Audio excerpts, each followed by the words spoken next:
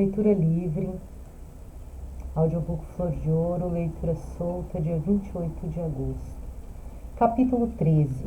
Outros fatos sobre o dinheiro.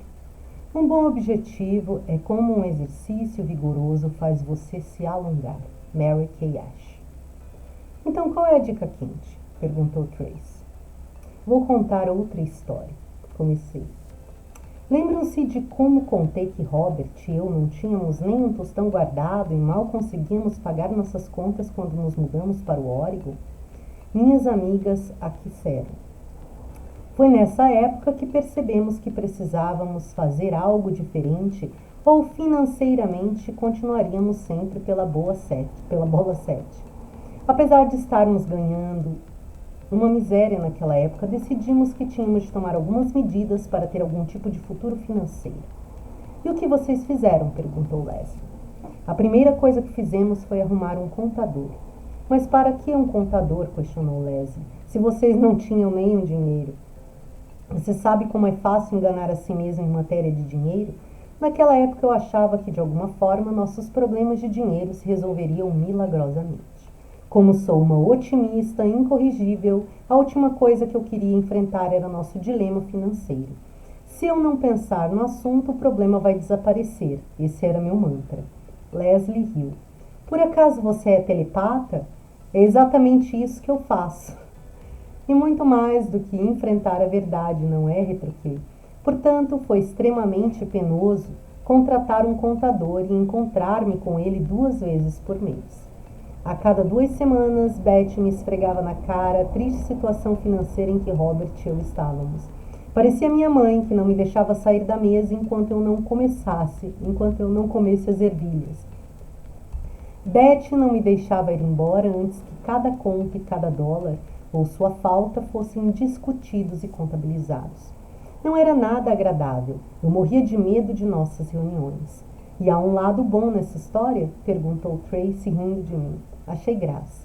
O lado bom era que eu ficava sabendo como estávamos financeiramente. Não ficava mais fingindo que tudo estava bem, que as coisas simplesmente funcionavam. Eu sabia a verdade acerca de nossa renda e de nossas despesas. E sabendo qual era a situação, podíamos começar a imaginar realisticamente como queríamos ficar e o que faríamos para conseguir isso. Antes de contratar a contadora, eu era o próprio avestruz enfiando a cabeça na areia. Era como telefonar para um restaurante e perguntar como faço para chegar aí, sem dizer onde eu estava. Se a recepção do restaurante não soubesse sua localização, como conseguiria orientá-la até você chegar aonde quer chegar? E concluí. Portanto, se quiser saber onde você quer chegar financeiramente, você tem de saber exatamente onde está agora. Dica quente. Reunindo-nos com Beth a cada quinzena, a primeira coisa que Robert e eu percebemos foi que não estávamos reservando nenhum tostão sequer para o futuro. Tudo o que ganhávamos era usado no pagamento de nossas contas, do jeito que dava.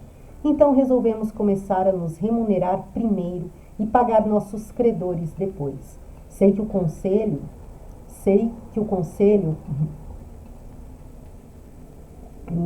mete primeiro os teus é quase um clichê e significa diferentes coisas para diferentes pessoas. Mas vou contar como seguimos. Nosso plano era simples. De cada dólar que entrava em caixa, não importava de onde viesse, separávamos primeiro 30%.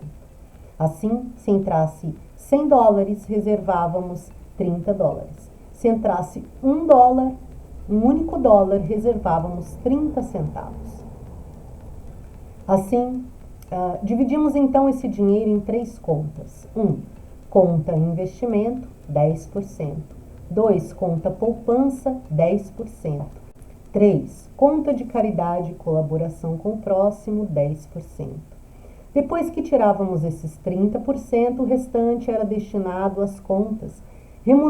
Remunerarmos a nós mesmos em primeiro lugar significava que 30% iam para a construção de um nosso futuro financeiro. O segredo de todo esse esquema é que você tem de respeitá-lo. Você não pode dizer, vou pular este mês e me pagarei 2 vezes no mês que vem. O mais provável é que no mês seguinte você não recupere o que não reservou. A parte mais importante deste processo é a disciplina, ou seja, o compromisso de aplicá-la a cada dólar que entra. O que importa não é tanto a porcentagem que você coloca de lado a cada mês, mas sim o hábito de fazer isso mês após mês. Depois que você o adotar, esse hábito acabará se tornando automático. Você pode escolher uma percentagem diferente daquela que eu e Robert adotamos. Escolhemos 30% porque sabíamos que seria um pouco difícil para nós, devido à nossa situação financeira naquela época, elevá-la. Se você preferir uma percentagem menor, tudo bem, mas recomendo não tornar a coisa fácil demais, por 2 motivos. Em primeiro lugar, levará mais tempo para conseguir um resultado substancial se você estabelecer uma percentagem muito pequena. Em segundo lugar, você talvez se desinteresse e abandone o hábito se não obtiver bons resultados rapidamente. Considero que deve haver certo esforço, um pouco de sacrifício para que o programa valha a pena. Seja criativo. Se fizer isso, você ficará surpresa ao ver como aquelas 3 contas aumentaram. Nossa grande descoberta foi entender que aqueles 30% eram o nosso futuro e que se não começássemos a criar nosso futuro financeiro, não teríamos futuro algum. Tracy perguntou, mas se vocês estavam lutando para se equilibrar, como pagavam as contas? Comecei a rir. Foi exatamente isso que Beth, nossa contadora, perguntou. E nossa conversa sobre o assunto foi mais ou menos assim. Eu disse, Beth, o que queremos fazer é reservar 30% de toda e qualquer quantia que entrar. Esse dinheiro irá para 3 contas bancárias que só movimentaremos para investir e fazer contribuições de auxílio ao próximo. A conta de poupança é apenas para os casos de emergência. E ela disse, vocês não podem fazer isso, vocês têm contas a pagar, como vão pagar suas contas? Pagaremos mensalmente um tanto a cada credor. De vez em quando, teremos de pagar menos do que eles querem. Se isso acontecer, terei de telefonar para eles e explicar que pagaremos tudo, só que talvez demore um pouco mais. Tenho uma ideia melhor, disse Beth. Por que você não paga integralmente o que deve e aí põe de lado o que sobrar? Isso é o que qualquer pessoa faria, respondi. O problema é que nunca sobra nada. Vamos seguir este plano e eu me encarrego dos credores. Beth gemeu, mas concordou. Mas seus credores não os infernizavam dia e noite? Perguntou Leslie. Boa pergunta, respondi. Veja, não recomendo absolutamente que você deixe de pagar suas contas. O índice de endividamento já ultrapassou os limites do razoável. Em muitos casos, as pessoas sem condições de pagar já estão dando o calote e fugindo de suas responsabilidades financeiras. Não apoio de maneira alguma essa atitude. Robert e eu garantimos que nossas dívidas seriam totalmente pagas e mantínhamos constante contato com os nossos credores a fim de tranquilizá-los quanto ao pagamento integral. O principal é que existe mais de uma forma de lidar com o problema financeiro. Você tem de ser criativa. Analise suas opções, descubra ou crie suas alternativas. Pergunte a si mesma, como eu faria se adotasse esse programa de eu me remunerar primeiro? O que eu teria de fazer de forma diferente? E eu repito, a ideia não era simplesmente economizar algum dinheiro. Tratava-se de construir o nosso futuro financeiro. E vou lhe contar algo. Aquele dinheiro aumentou naquelas contas mais rapidamente do que jamais havíamos pensado. Explique de novo a finalidade dessas contas, pediu Leslie. Desenhei 3 retângulos numa folha de papel. Aí tem um desenho aqui, onde não está escrito investimento, caridade e poupança. Primeiro decidimos que tínhamos de investir e, portanto, abrimos uma conta investimento. Depois, como acreditamos firmemente na ideia de que é dando que se recebe, abrimos também uma conta de colaboração com necessidades alheias. E, finalmente, abrimos uma conta poupança, uma reserva para as eventuais emergências ou as oportunidades que fossem muito boas. O conceito remunerar-se primeiro não tem nada a ver com gratificar-se comprando mais um par de sapatos ou esbanjando uma viagem ao Tahiti. Significa cuidar de suas finanças de olho no futuro, diz Leslie pensativamente. Exatamente, ponderei. E você levantou uma questão importante, porque as pessoas confundem as coisas. Aí gastam o dinheiro que trabalharam tanto para ganharem presentinhos para si mesmas e acabam voltando à estaca zero. Na realidade, a entrada de $5.000 que dei no primeiro imóvel de aluguel que comprei, aquela casinha de 2 quartos e um banheiro, foi o primeiro dinheiro que saiu de nossa conta em investimento. É meio difícil imaginar como vou colocar de lado 30% do que ganho e viver com apenas 70%, lamentou-se Leslie. Se fosse fácil, todo mundo faria, respondi. Seja criativa, pense na maneira como isso seria possível. Melhor ainda, pense em aproximadamente quanto dinheiro você ganhou no ano passado, entendeu? Entendi, respondeu Leslie. Agora calcule 30% desse total e imagine quanto dinheiro a mais você teria agora no banco se tivesse iniciado esse exercício um ano atrás. Leslie estava sorrindo com a ideia. Então pense nisso. Pense em quanto você teria em vez de pensar no que deve abandonar, sugeri. Leslie pareceu confusa. Como assim abandonar? Sim, respondi, abandonar o jeito de fazer as coisas que você provavelmente sempre fez e nem percebia que ao fazê-las você não progredia. Ah, agora entendi, alegrou-se Leslie. E você ainda mantém esse hábito? Ainda põe de lado 30% do dinheiro que entra? Perguntou Tracy. Sim, mas agora a percentagem é maior que 30%. A única diferença hoje em dia é que estamos constatando que em nossos investimentos gastamos a maior parte de nossas economias. Continuamos conversando. Havíamos aprovado sem restrições o restaurante que Leslie escolhera, isso para não falar no delicioso almoço que ela havia preparado, do qual não sobrou sequer uma migalha. E estávamos apenas descansando, observando tudo o que acontecia no parque, quando o celular de Leslie tocou. E aí tem um exercício no livro aqui, né? Ele coloca no fim desse trecho um exercício de cálculo com algumas perguntas. Um é: qual foi sua renda familiar total nos últimos 12 meses? Se você tivesse posto de lado 30% de toda a renda percebida nos últimos 12 meses, o quanto você estaria melhor hoje em dia? Sua renda nos últimos 12 meses vezes 0,30 igual, e aí coloca o valor. No exercício 2, está constando qual é a sua renda familiar mensal hoje em dia, aí um lugar para preencher. Multiplique sua renda familiar mensal por 12 a fim de calcular sua futura renda familiar anual. E aí um tópico aberto para responder. Que outras rendas a família espera receber entre devolução do IR, doações, renda de investimentos, rendas adicionais, etc.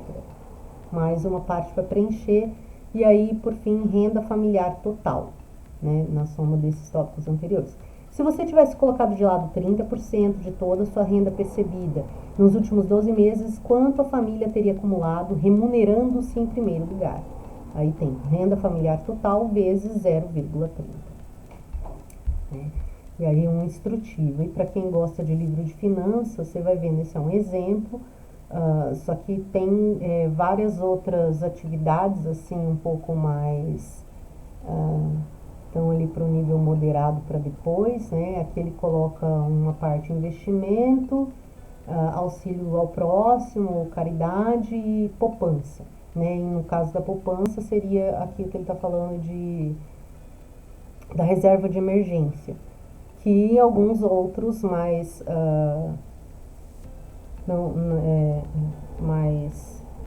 qual que é o termo que eles usam?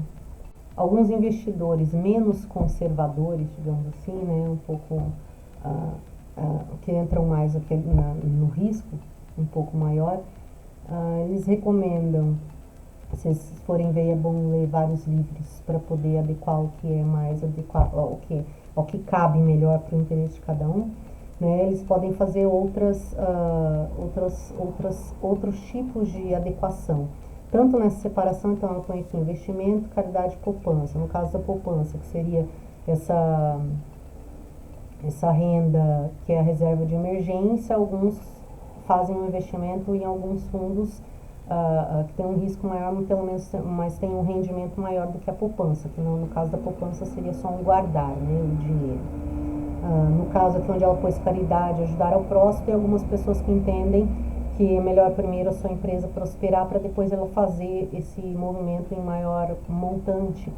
Então investe em outras questões mais relacionais, por exemplo, lazer, né, lazer dos filhos, etc. E recomenda-se cada qual que veja das necessidades dessa separação desse dinheiro, considerando também outros tópicos que não só o financeiro em si próprio, né, mas que são necessários para que você tenha uma clareza, um desenvolvimento bem apurado nessa questão, que inclui também a sua saúde emocional, mental. Por isso ainda esse muito um trabalho, né, com relação à mentalidade, com relação a largar a crença limitante, julgamentos, sair de padrões, de ficar com a mente divagando em pensamentos que não estão de acordo. E aí o tópico, né, investimento, que ali às vezes eles desdobram em mais de um tópico de investimento um pouco mais apurado, né, do tipo de investimento que você vai fazer. Então esse é um dos trechos de leitura que eu vou deixar aqui na leitura livre no dia de hoje, depois a gente coloca aí qual o título, e quem já leu já pode trazer algum adicional interessante, tanto sobre a identificação do livro, quanto sobre outros títulos interessantes. E com relação a esses títulos de investimento, é sempre recomendável ver as variantes, sugestões, né, de cada um, porque dá para perceber quando a gente vai estudando esse meio financeiro um pouco mais profundo. Se pegar leitura, se pegar ideias soltas, né, de um ou outro falando, por vezes você vê um diálogo muito assim, que um é melhor que o outro, né, que esse funciona e que ele não. Mas quando você se aprofunda, inclusive vendo como que é o desenvolvimento particular daquelas pessoas, que aí já está nos livros autobiográficos, etc., é possível perceber que eles indicam soluções para terrenos diferentes, eu diria assim.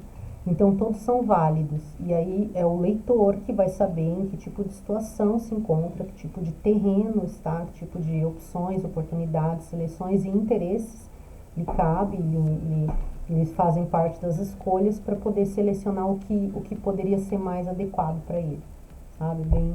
São livros super, super recomendáveis. Então fica essa leitura para o dia de hoje.